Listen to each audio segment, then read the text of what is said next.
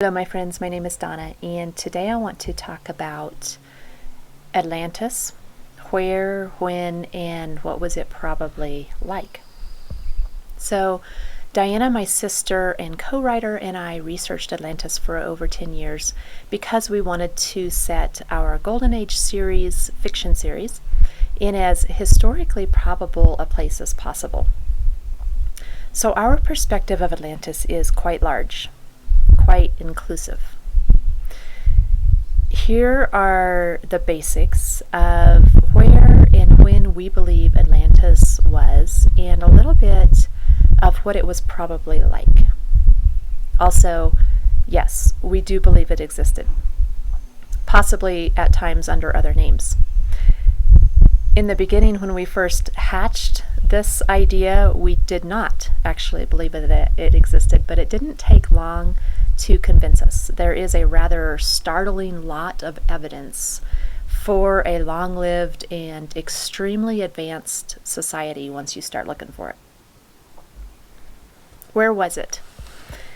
This is the first question that most of us ask, and I want to start with this. Atlantis was much more of an era that spanned up to 250,000 years, or 10 yuga cycles, than it was just one place. I do believe that there was originally a large continent in the middle of the Atlantic Ocean. The names even share the same root, which eventually became islands.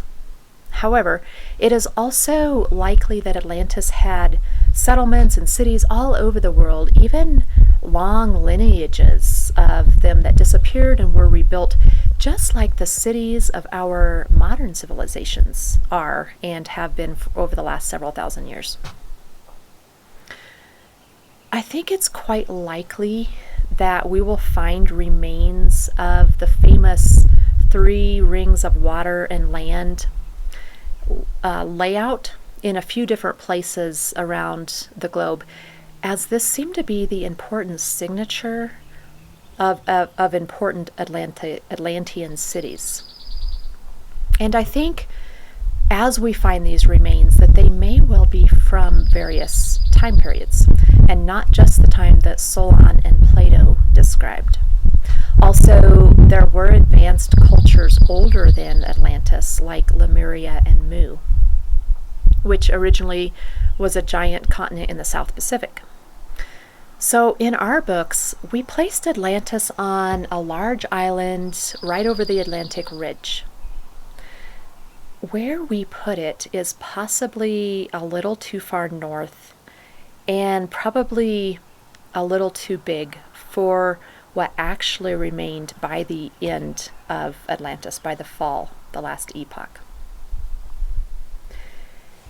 If you want to look at some of the more recent Atlantis found places, check out Antarctica. Check out the Ricat structure, also known as the Eye of the Sahara in Mauritania, Africa.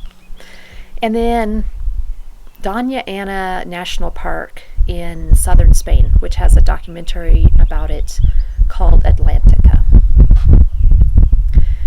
And then when was it? Well, let's start with the end and work back. In 600 BCE, before Common Era, Solon and Plato said that Atlantis fell 9,000 years before. The rest of the evidence that we found points to the exact same time frame.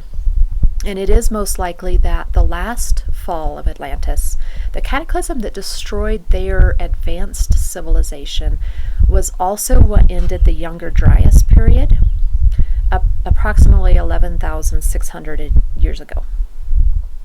This event that ended the Younger Dryas period changed the face of the entire Earth and caused flood legends in every culture.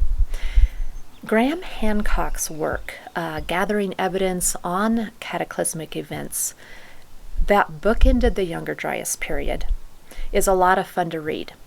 And the Younger Dryas period was from approximately 12,800 years ago to 11,600 years ago.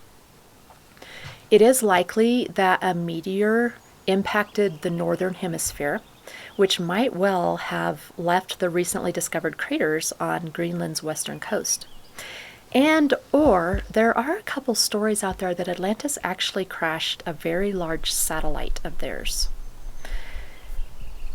I do think that a fair number of Atlanteans survived the final cataclysm to spread out to both the Americas and the European and African continents, and that they are the basis for the similarities of words and legends, rituals, hieroglyphics, and belief systems, particularly in Egypt, Greece, Russia, the Americas, but really all around the world.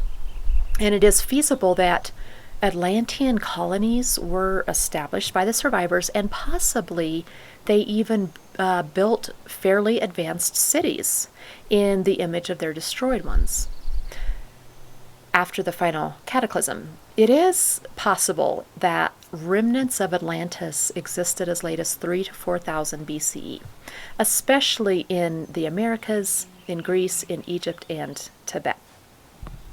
As far as when Atlantis began, well, it was considered an experiment by ancient off-world civilizations who helped plant this beautiful garden of a planet and create the Homo sapien form.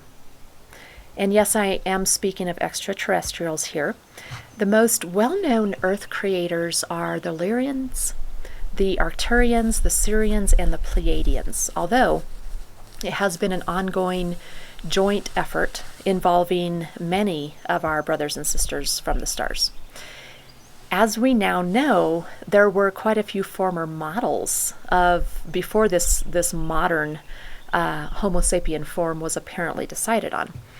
We call them things like Neanderthals and various other labels.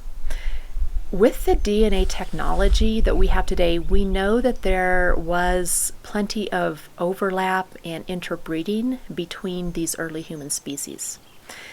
What I think is most likely is that the Atlantis experiment began roughly 250,000 years or 10 yuga cycles ago with this modern Homo sapien form, which gradually increased in metaphysical abilities and physical abilities, and then decreased rapidly after the final cataclysm.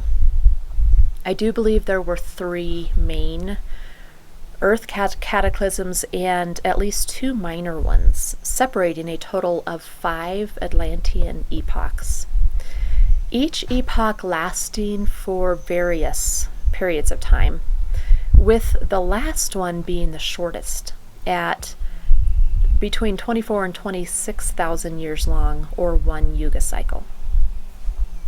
We place the timing of the final fall of Atlantis in our books at 9,970 BCE. And then, what was it like?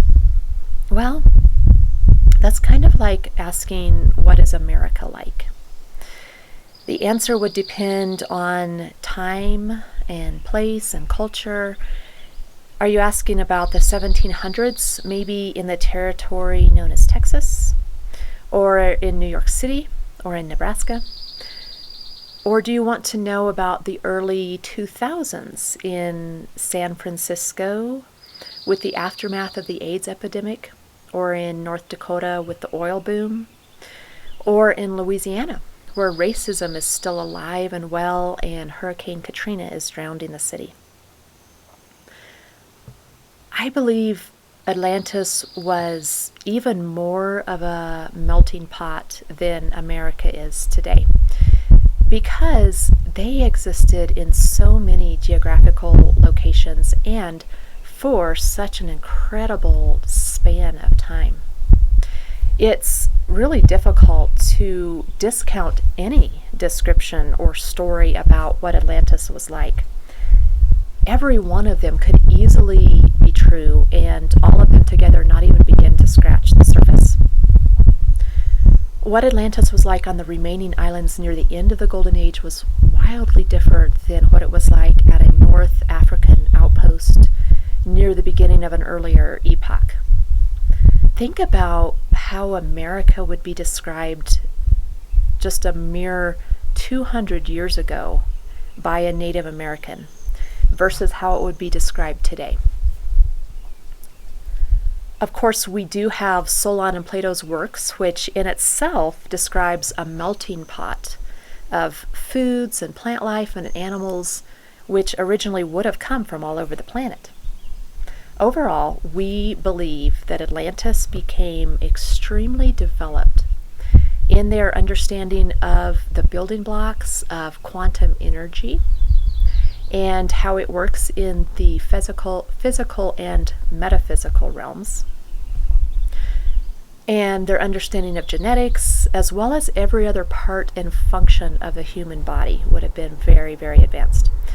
Therefore, in many ways, they were leaps and bounds ahead of where we are now, especially in terms of healing capabilities, of harnessing energy, of building, and travel capabilities, especially space travel. It is extremely likely that they developed time travel. We believe there were good guys and bad guys and quite a few long, slow arcs of development when the people lived 1,000-year lifetimes, followed by rapid progress and expansion right up to the point of a cataclysm occurring, ending each epoch. It is probable that at least a couple of the cataclysmic events were influenced or even caused by Atlantis' technologies, including their vast warfare, some of which is believed to have created the Dead Sea and the Sahara Desert and some other barren places on the planet. The destructive reach of those epoch-ending cataclysms speaks to the incredible powers that the evolved Atlantis held. Atlanteans were most likely meticulous record keepers, eager and dedicated students, and very much fearless explorers of new and better ways to do things. In a word, it seems like their drive to expand was at times obsessive. It is likely that there were large periods of matriarchy and female rulers known as priestesses, based on their ideas that Earth is a feminine energy because it creates and births and nurtures life. Femininity was held sacred because of its innate nature that is rather magical and mysterious, the mystery of creation. We did make Atlantis a matriarchal society in our books. They also appeared to have intimate knowledge of not only Earth, they thoroughly mapped this planet and all of its dimensions, but also of our solar system, our galaxy, and way beyond. Pretty much everything that I've mentioned here is part of the Atlantis that we wrote about in the Golden Age series. Thank you for watching, and check out the books. We are under author name D.D. Adair, A-D-A-I-R. They are available on Amazon and then digitally on pretty much every online bookstore. Also, follow our Facebook page, D.D. Adair, for the most up-to-date events and book signings. Thanks for watching.